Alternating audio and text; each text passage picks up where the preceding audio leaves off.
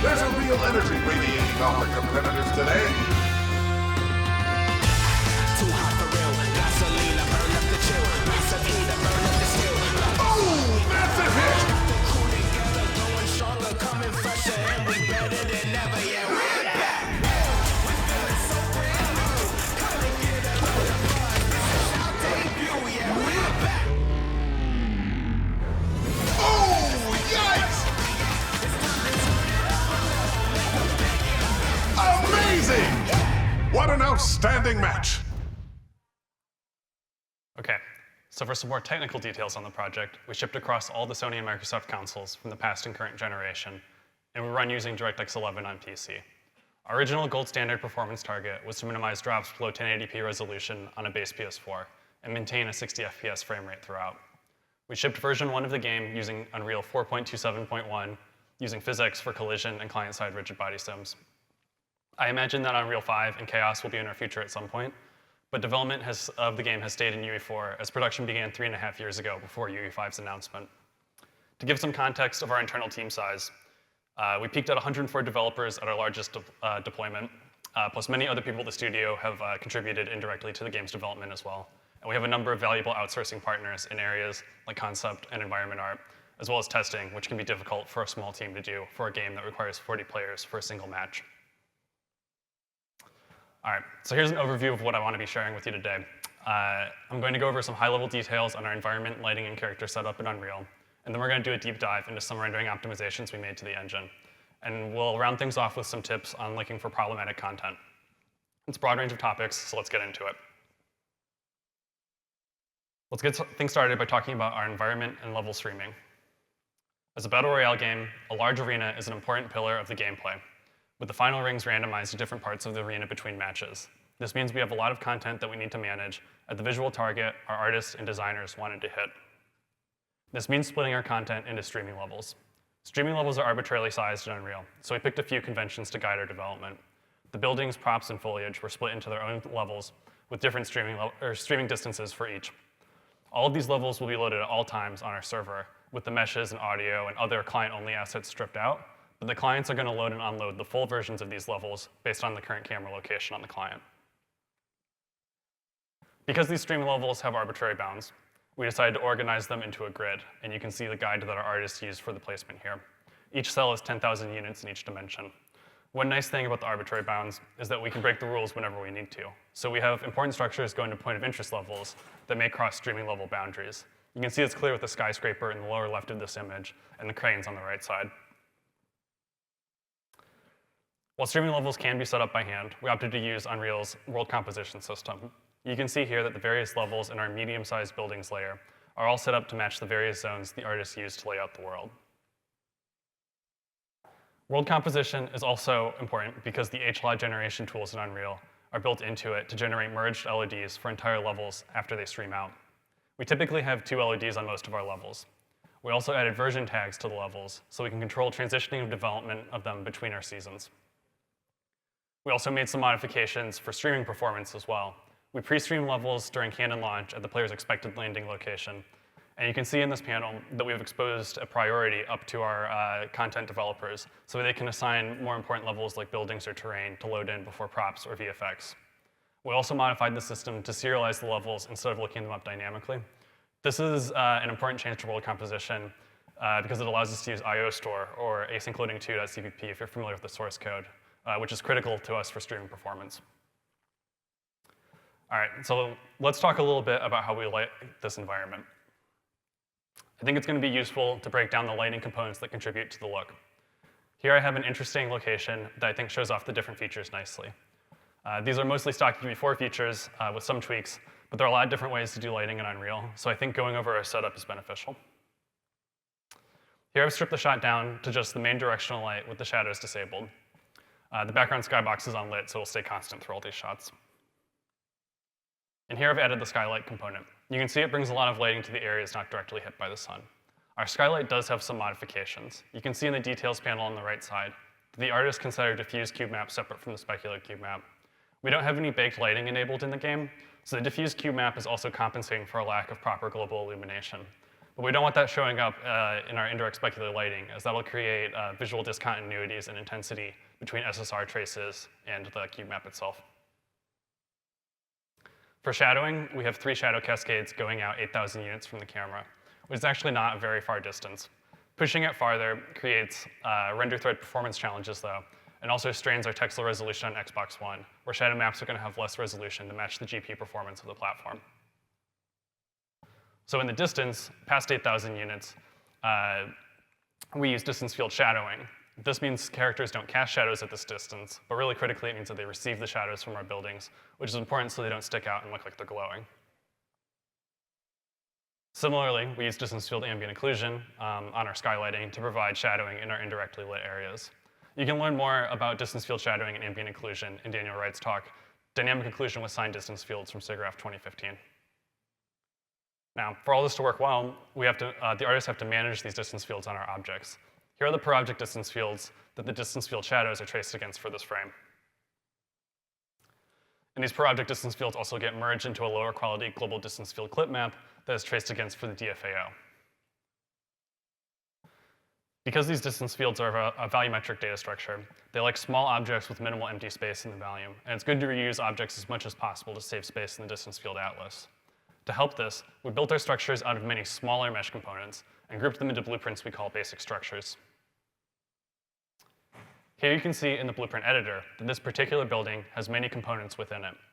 Basic structures are set to go into clusters, much like static mesh actors, which is critical for garbage collection performance on both the client and the server. Besides the benefits to the distance field data, mesh reuse means that we're able to heavily rely on instancing for rendering thread performance as well. Compatible meshes will dynamically merge into instance draws using UE4's GPU scene. This helps us with props and foliage. But these basic structures actually have a special instancing path that we developed that I'm going to cover more in the optimization section of this presentation. But for now, let's shift gears and talk about our characters. Our systems team built out a very rich customization system for our characters. I want to share a little about how we have them set up in UE4. The number of accessories supported on our characters makes keeping each as its own skeletal mesh component prohibitively expensive, even if animation cost for them is amortized with the master pose system. So what we did instead was we built on top of Unreal's skeletal mesh merge system, which creates a new single skeletal mesh component with each material getting its own slot. So what we have is a single vertex buffer that is being skinned, but the character renders each material separately in the renderer with its own index buffer. This is less optimal than if we forced a common material on all of our accessories with texture arrays or texture atlases. Building a system like that would both be a larger undertaking and reduce the flexibility that keeping these separate materials allow in artist authoring. The process of building new vertex and index buffers for the combined mesh is still quite slow, though, and produces unacceptable spikes on the game thread if done synchronously when a character enters relevancy. This is usually going to be pre-matched on the barge that the players are loading into, but the barge is actually large enough that if you're opposite ends, you'll be outside of the relevancy distance. Additionally, we have modes like Playground Mode, where players will load into different parts of the island directly, and that means that these hitches could occur during combat when you first encounter a player. Our solution was to move the merge to an async background task, which was really easy to do, but it also, like most threading optimizations, had some very nasty bugs. One especially painful issue was that we accidentally let the reference count on the materials go to 0 just while the async task was running, which would cause the garbage collector to delete the materials out from underneath it, and would only result in a crash if a GC began at exactly the same time as one of these mesh merges. This reproduced for about once a month for 2 years. But once all that was working, a completed mesh stays cached by the client, even if a player leaves your relevancy range, because we don't allow changes to customization mid-match, which simplifies that substantially. One advantage of the mesh merge process was that it merges identical materials into a single index buffer, which allows us to efficiently resolve needing to hide sections of skin on the base mesh when we need to resolve interpenetration issues and wasted rendering of hidden triangles. For example, if this character was wearing a jacket, we'd want to hide the parts underneath it. The skin is split into many subsections by our artists, which they're able to override in the accessory system with a special empty material to signify that those indices should be discarded for that section of the skeletal mesh. You can see here that the left thigh maps to just slot 3 on this character, and all of these are going to collapse into a single skin material in the final merged mesh with the relevant ones discarded. This also means that if you equip accessories that have matching material instances, but maybe different base meshes, they'll turn into a single draw call at merge time. So a pair of elbow pads will turn into a single material in the final mesh. All right, so I mentioned our performance target is 1080p on 60 FPS on a base PS4.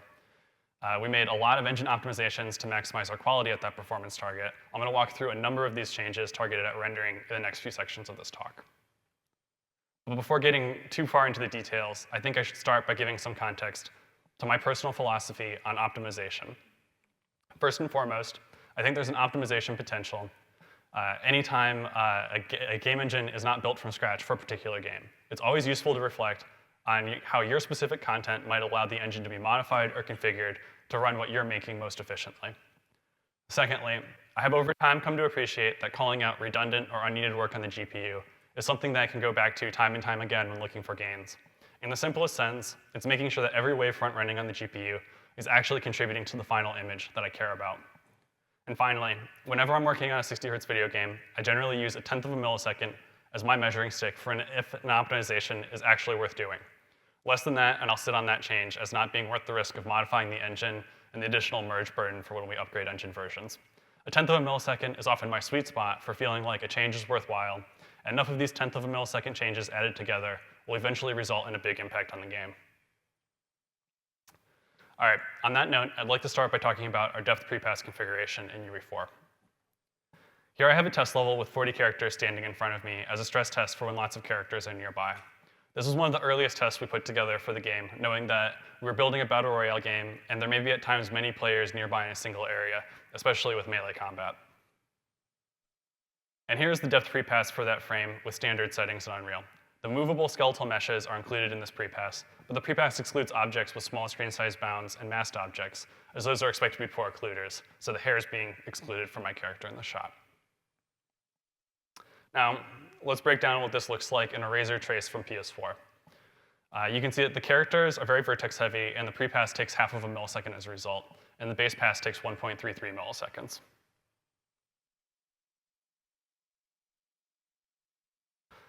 Here I've simply changed our prepass on that observation to exclude the movable objects. This means that only the floor is going into the prepass now in this test scene, expecting that the vertex-heavy characters are not going to be a good value proposition. And here's the effect of the frame time in Razor.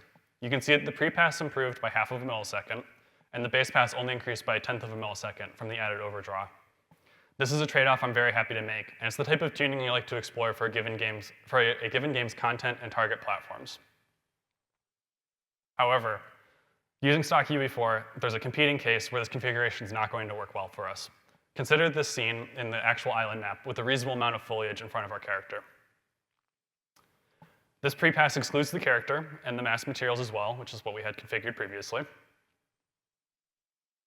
And here's the timing in Razor. The prepass only takes 1/3 of a millisecond, but the base pass takes 4 milliseconds now.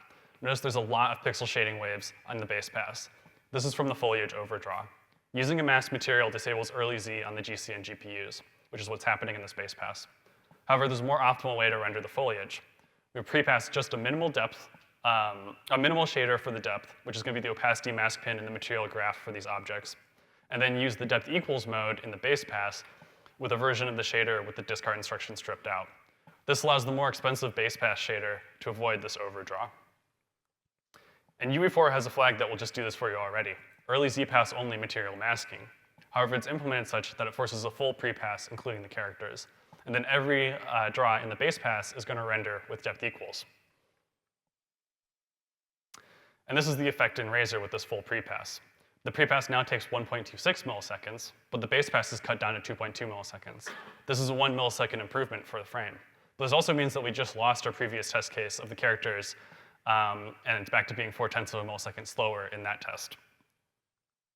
In pursuit of having the renderer best fit our game's content, we modified UE4 so that early Z-pass only material masking forces masked materials to prepass, but not other meshes. And in the base pass, we only set depth equals for the mask draws. Here you can see the foliage is now in the prepass depth, as well as the character's hair, but the rest of their body is excluded, which is what we want. Here's the net result in Razor. The prepass in this case decreases by 0.07 milliseconds, and the base pass increases by 0.02 milliseconds. At 0.05 milliseconds, this wouldn't fit my measuring stick of a full tenth of a millisecond on its own, but recall that this allows us to have our cake, eat it too, as the character rendering test will see the full 0.4 of a millisecond improvement that we were looking for. Similar in spirit to maximizing our value out of early Z in the pre-pass, I'd like to walk through our player occlusion and outline effect, which I worked with my colleague Corinne Lorg to develop. Here is a shot where you can see both parts of this effect on my teammate, which makes them easily identifiable in a brawl with another team. A more subtle version of just the occlusion part of this effect also shows up on the main player, so that way you can always see the silhouette of your character even if an object passes between the character and your camera. This effect was originally prototyped by the artist using UV4's custom depth feature and a post-process material draw, which is really easy to hook up. But there were a number of performance drawbacks for this. The custom depth buffer consumes additional memory and requires a full clear, and the characters must be rendered in extra time to it.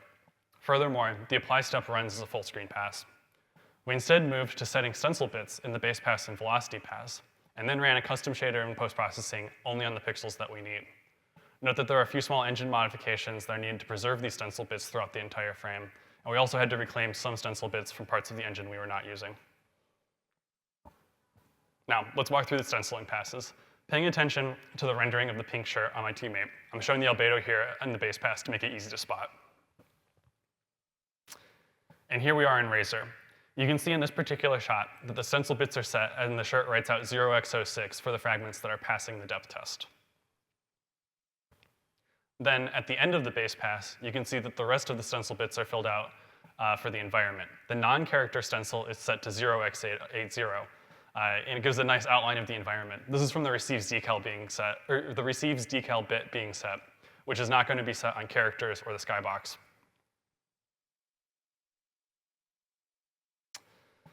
Then we also need to mark the fragments that failed the depth test so we get the full outline of the character. We handled this when the characters are rendering an additional time during velocity rendering. Stencil can be written on Z fail, which is what we're doing here. So early Z is handling writing these stencil locations into memory for us as the character is rendering based off of Z fail, but it's launching the pixel shader waves for the ones that pass the depth test, so that way that still functions normally, writing out to the velocity buffer. The occluded part of the characters now hold 0x84. Note that any characters that have this effect enabled must have their occlusion queries disabled on them, or else they'll stop rendering entirely when they're fully occluded. This is only true of your team, though, so the other teams will still occlusion call like normal. Finally, the post-process for this effect is run before TAA on the fragments that the player is rendered to. The shader samples the neighboring pixels to render the outlines at the edge of the character, and the center sample determines the player color and if the occlusion tint should be applied based off of the stencil memory. The shader has to be run before TAA, or else the stencil positions will not be valid for the unjittered camera matrix after TAA. However, this is actually ideal, because TAA is going to provide nice anti-aliasing on the effect. Because we only render to the inside of the character silhouette, we do not fight against the TAA algorithm as the outline effectively moves with the depth values of the character when they animate, and we get minimal tearing or ghosting as a result. To illustrate how efficient this is, here's a Razor trace for that frame. You can see the occlusion effect only took 0.035 milliseconds to run, with very few pixel shader waves actually running. Only the pixels that actually have the outline effect in them are going to be processed. And here I've scrolled down to show that a large amount of this effect is spent with early Z rejecting based off of the stencil bits that have been set. We have not configured high stencil for this project, but theoretically this is actually a use case that would benefit from it. But the time is already so minimal for this draw, it's not really a priority. And enabling high stencil does have trade-offs with high Z precision on GCN. All right, so I'd like to talk about reflections and indirect specular and subsurface, which was a part of the engine that I found myself looking at quite a bit early on in the project as an area I thought I could improve. This is a particular stretch of frame time I found myself looking at 2.4 milliseconds. It's a pretty hefty amount of time on our little 16.6 millisecond frame. Here's the scene that this trace is from. I'll revisit this in a bit, but it's a pretty standard frame for us. We have some foliage, a character, some sky, and there's some shiny metallic objects and a few reflective windows as well. Let's go back to that stretch of time in Razor with the wavefronts colored by batch now. This long section in the middle is the environment lighting apply pixel shader, clocking in at 1.2 milliseconds. Before that, screen space reflection tracing takes 0.4 of a millisecond. And after that, we have 0.8 of a millisecond spent on subsurface scattering. If you're not familiar, subsurface starts by clearing some UAVs and then runs something called subsurface setup, which is going to do tile classification on whether or not to use the newer Burley subsurface model or the older screen space subsurface path. And then it dispatches compute shader batches for tiles based on the type. And then finally, there's a recombine with the frame buffer. The Burley model was added after our character look was developed, and this tile classification was added later as well. So we don't have any tiles falling into that path, but it still fits the optimizations I'm going to show. Okay, so mentioning tile classification on subsurface is an interesting launching point into how I approached improving these systems. Uncharted 4 presented a version of the tile classification technique for reducing their per tile cost of lighting in their talk, Deferred Lighting in Uncharted 4 from SIGGRAPH 2016. I thought that the heavy time spent on reflection apply could be optimized in a similar way. I wrote a tile classification shader that looked at the gbuffer properties of an 8x8 group of pixels and built lists based off of the materials that were present.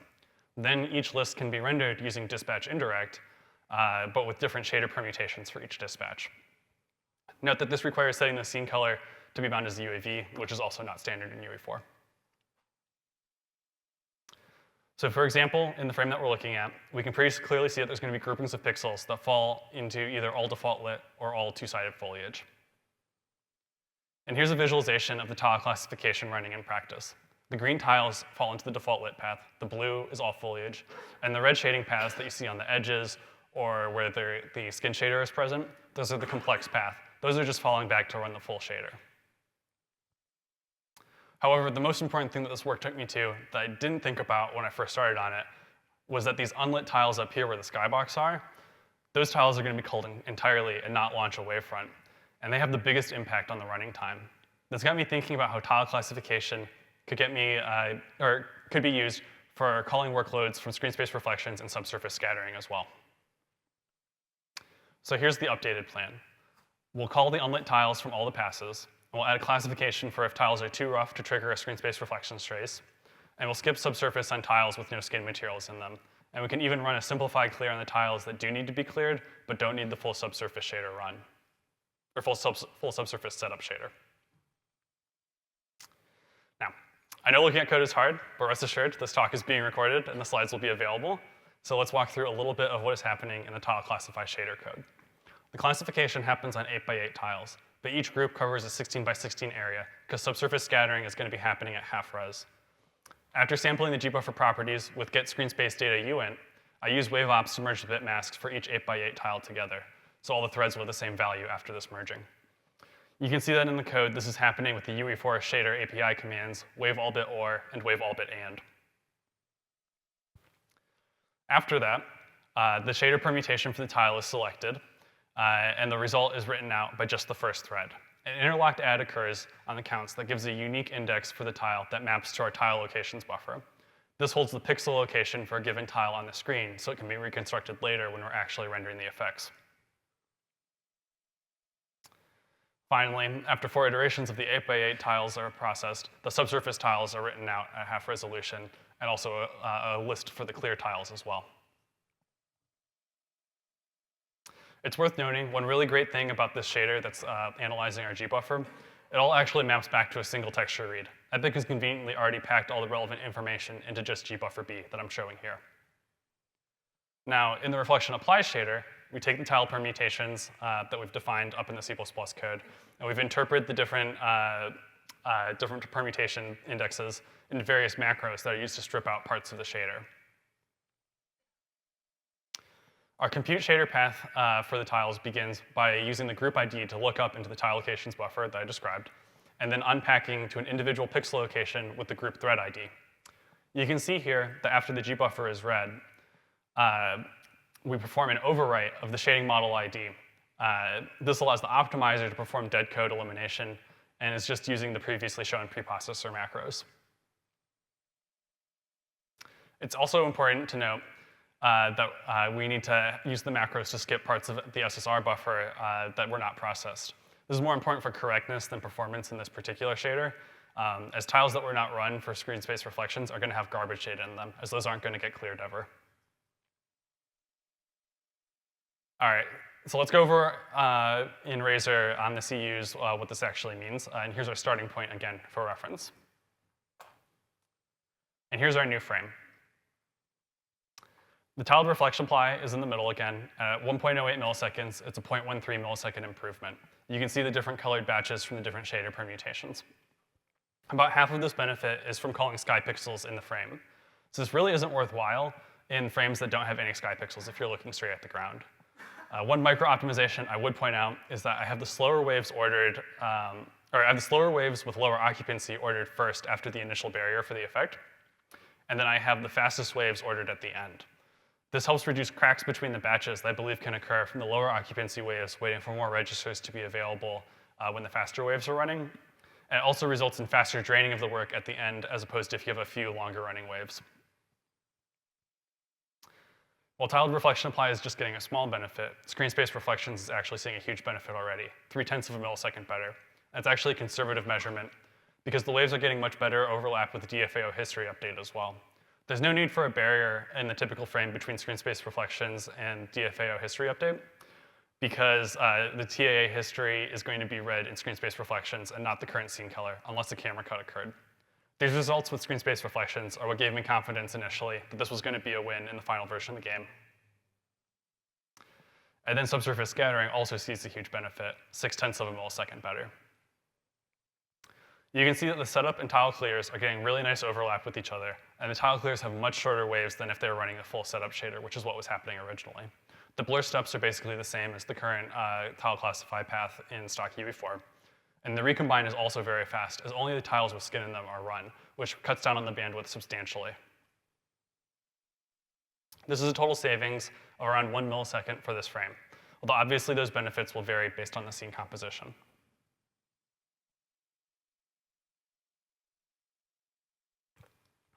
Of course, some of this benefit is offset by running the tile classify earlier in the frame. It can be run as soon as the decals are done modifying the G-buffer.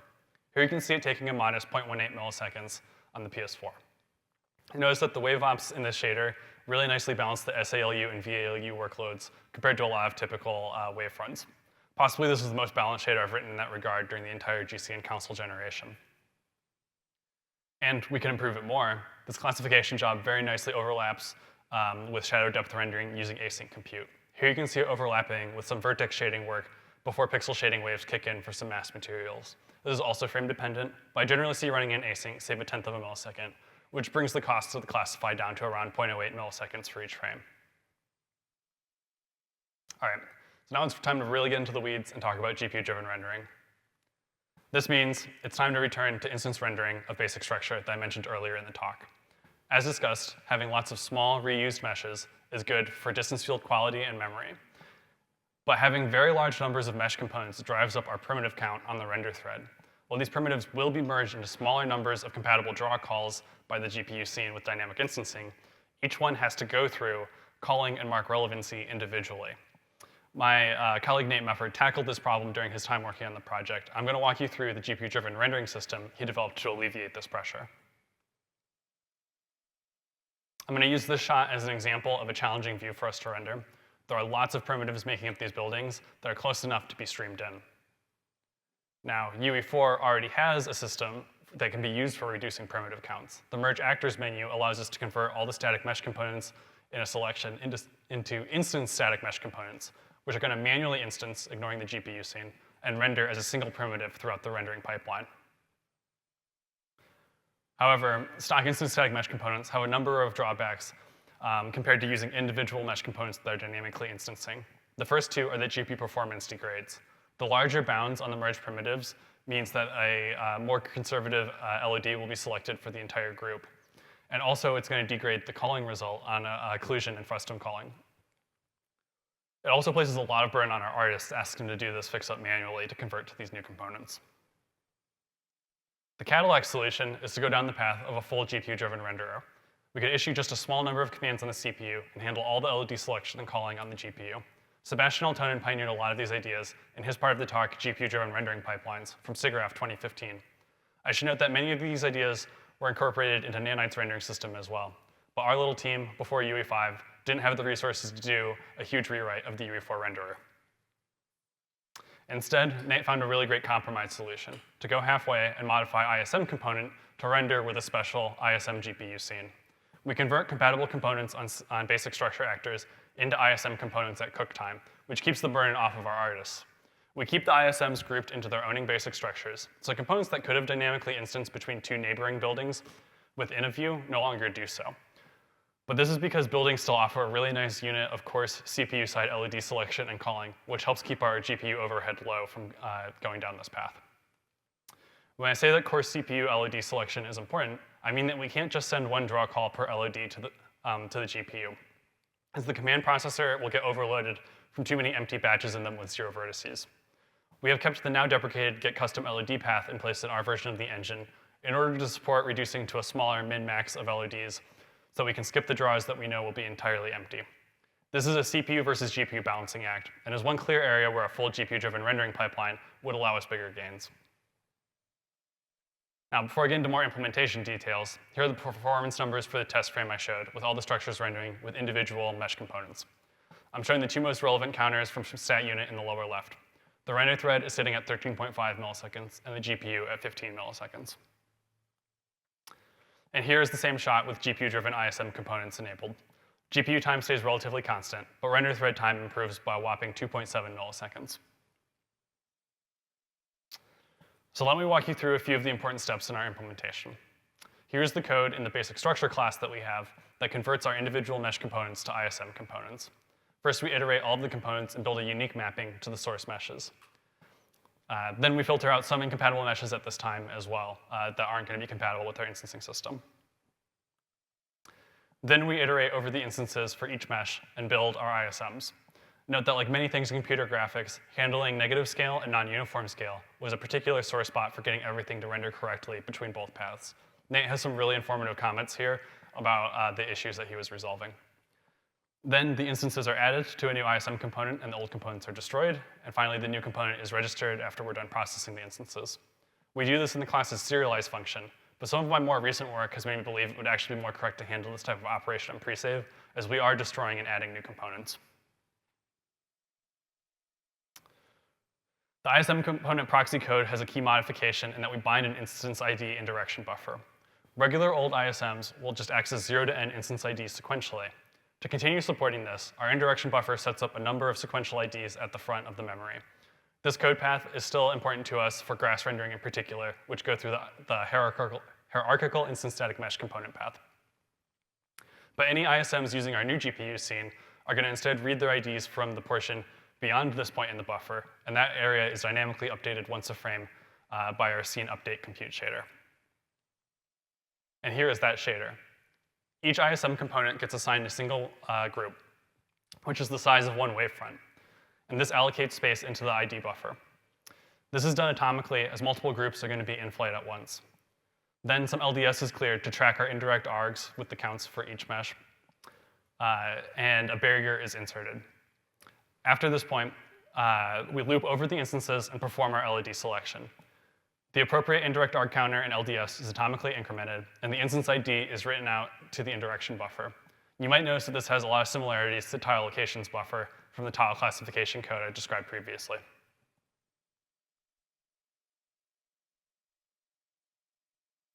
While the first view holds all the instances for a given instance static mesh, we also perform per view calling on our main and shadow cascade views to further reduce wasted verts where possible. Finally, we have one more barrier, and we write the indirect args from LDOS out into main memory. This shader is generally pretty fast to run. In this frame, it only took 0.07 milliseconds. We also have to handle scattered updates of the mesh data whenever a new ISM component is added to the scene, but that is not a per frame operation, and it just runs using a variation of fscatter copy read write buffer to handle patching the relevant data. I'm very happy with the results of the system. We have a few ideas for further improvements. Merging of loose static mesh actors could help improve prop rendering. And the system is currently only doing occlusion calling on the bounds of a full structure. So some form of per instance occlusion calling could be beneficial to us as well. Finally, one important topic that I want to cover in this presentation are some of the strategies I use in UE4 to look at our content and help our artists stay on top of things. When you're working on a project with a lot of content flowing into it, this can be critical. I've listed some of my favorite logging commands in UE4 here. I'd like to elaborate on a couple of the ones I use the most. I know this information is documented elsewhere for the engine, but But I started using each of these largely from seeing them in presentations like this one. So hopefully you'll learn about some Unreal features that could make your life easier. I'm going to go through a few of these in more detail, but I recommend checking out each of these commands on your own projects if you are unfamiliar. The first is that sometimes I like to go to different parts of the game and just dump what's in the texture pool with list textures and list textures -non-streaming. The textures that are currently loaded can tell a lot of interesting stories about the game and engine that I may have not realized previously. For example, I didn't know that decal components don't hook into texture streaming by default, and having lots of decals can quickly gobble up texture pool space unless you make some changes. Or that the main menu for us wasn't getting unloaded when entering the game. This was due to hard references in the UI code that needed to be changed to weak pointers so that the garbage collector could work properly.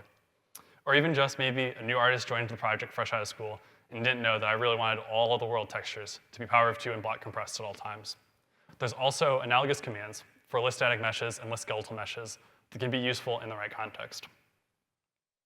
List static meshes in particular has a really cool mode that got added relatively late in the UE4 lifecycle. Adding the -used components option will cause each mesh to identify the components that reference them. This can help you identify why a particular mesh didn't stream out. And the meshes with few instances may be better targets for unloading than a mesh that was used frequently. And conversely, a mesh that is used frequently is probably a better target for vertex and material optimization. While listing textures and meshes are great from a rendering perspective, ObjList tells a story of the whole scene, giving data on every U object that's currently present. This can tell information about object counts and a partial view into memory usage, although not as much of a full story as something like the memory profiler in Unreal Insights. It's a great starting point for many memory optimizations. You can also drill into a particular type of class similar to how we were able to do so with -use components on list static meshes by adding the -class equals and a class name to the options for the command. Here, I'm using it to filter to just body setup class. This tells me information about the collision data on our physics bodies. This particular command once helped me identify that all of our imposters out in the horizon of the world had collision data enabled on them, which was, they're always loaded, but they're never reachable by any of our players. It's really easy to fix this just by setting those assets to no collision. It's finding them that's the hard part. Complementing ObjList is the objrefs command, which identifies the paths through the reference collector to the objects. This can help you figure out why garbage collect ultimately did not clean up a particular object. I mentioned our problems with the main menu not unloading earlier. Objrefs was essential for helping identify our problems there. GC clustering makes this more complicated to figure out, and the GC commands I included on the earlier slide can help you understand how your clusters are behaving if, like us, you have clustering enabled for GC performance. Now, finally, up in the editor, you may not know that there's an advanced search syntax that can be very helpful for reviewing assets based on their asset metadata. Here I'm searching for accessory albedo textures that are DXC5 compressed instead of BC7 compressed. BC7 is the same amount of memory but higher quality. Adding the unknown format will cache assets that are not currently cooked by the editor, as it does lazy cooking to keep load time faster. You can select all of the results that were found and then right-click on those assets. It can be a slow operation, but it'll force the editor to cook everything you've selected, and then all of the unknown results will be removed from the final results. Here's a similar search that I used recently that I think is really great. I'm looking for static meshes in this case, specifically ones that have more than 200 vertices in them, but don't have any LEDs set on the base mesh. These are a prime candidate for having the artist go in and adjusting the LEDs on them. All right, so I want to be sure I thank everyone that contributed to this work, especially Corinne Lorig, Nate Mefford, Rusty Swain, David Lasky, and our partners at Dragon's Lake for the direct contributions to the rendering code on the project. I also want to thank our wonderful art team for making the game look great and collaborating with us to make sure it always stays performant, and the Rumbleverse team leadership, especially Ramon Franco, Alicia Cano, and Lars DeVore. And finally, of course, my wonderful family for always being so supportive, Kelsey, Spaceman, and Nova. I've got references where relevant, and I believe we have 9 minutes for Q&A.